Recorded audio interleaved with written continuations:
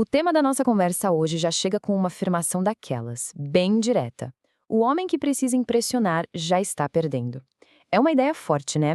E a gente vai mergulhar nela porque ela revela uma verdade muito, muito profunda sobre o que é valor de verdade e o que é só percepção. E para começar, essa citação aqui é a essência de tudo. Respeito verdadeiro é silencioso, respeito comprado é barulhento. Vamos parar para pensar nisso por um instante? Um é sólido, discreto, ele se basta. O outro precisa de barulho, precisa de exibição, quase que para provar que existe. É a partir dessa diferença que a gente vai construir todo o nosso entendimento. Então, vamos começar explorando essa diferença fundamental por trás do que a gente está chamando de respeito silencioso e entender o que o separa desse primo dele que é barulhento e, como a gente vai ver, bem instável. Mas para chegar lá, a gente precisa responder a pergunta central que guia essa análise toda. Afinal, o que define exatamente o tal do respeito comprado? De onde ele vem e por que ele é tão frágil? A definição é bem clara, na verdade. O respeito comprado é aquele que se apoia totalmente em coisas de fora. Sabe, ele está ligado ao carro do ano, ao cargo da empresa, à conta bancária. É um tipo de respeito condicional. Ele só existe enquanto essas coisas estiverem lá para serem exibidas. E isso nos leva direto para um outro ponto, que é uma confusão super comum: a diferença entre admiração e respeito. Muitas vezes a gente acha que é a mesma coisa, mas não poderiam ser mais diferentes. Muita gente cai nessa armadilha de confundir a admiração com o respeito. E dá para entender o porquê. A admiração brilha, ela é imediata, chama atenção, mas no fundo ela é superficial. E olha só como essa comparação deixa tudo bem claro.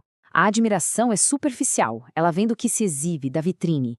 Já o respeito é profundo, ele vem do que se sustenta, sabe? Dos valores, do caráter, da consistência. Um é sobre a casca, o outro é sobre o que tem dentro do fruto. Então, o que acontece quando essa base superficial é colocada à prova? Vamos analisar agora as consequências. A gente entra na parte sobre o medo da imagem e a fragilidade que, inevitavelmente, vem com o valor externo.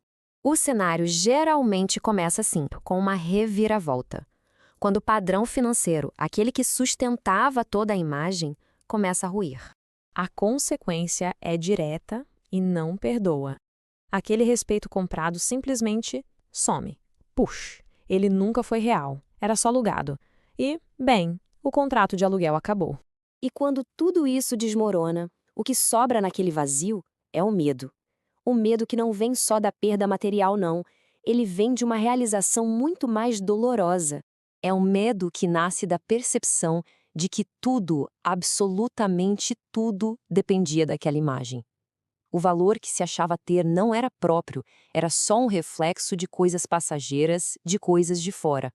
Ok, mas então como é que se sai desse ciclo? A nossa última parte aponta exatamente para a solução. Vamos falar sobre o valor que não se compra e como é que se constrói uma base que seja de fato estável. O princípio fundamental que resume o problema todo é este aqui. Se o valor de uma pessoa depende do que ela consegue mostrar, esse valor nunca vai ser estável. Ele é, por definição, vulnerável, temporário. E essa frase ilustra de um jeito brilhante a conclusão da nossa análise. Homem forte constrói respeito com caráter, não com parcela.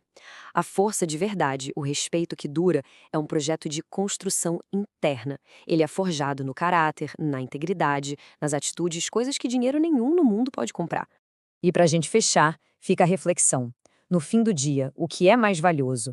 Aquilo que pode ser exibido numa vitrine ou aquilo que precisa ser demonstrado com paciência, dia após dia, através das ações?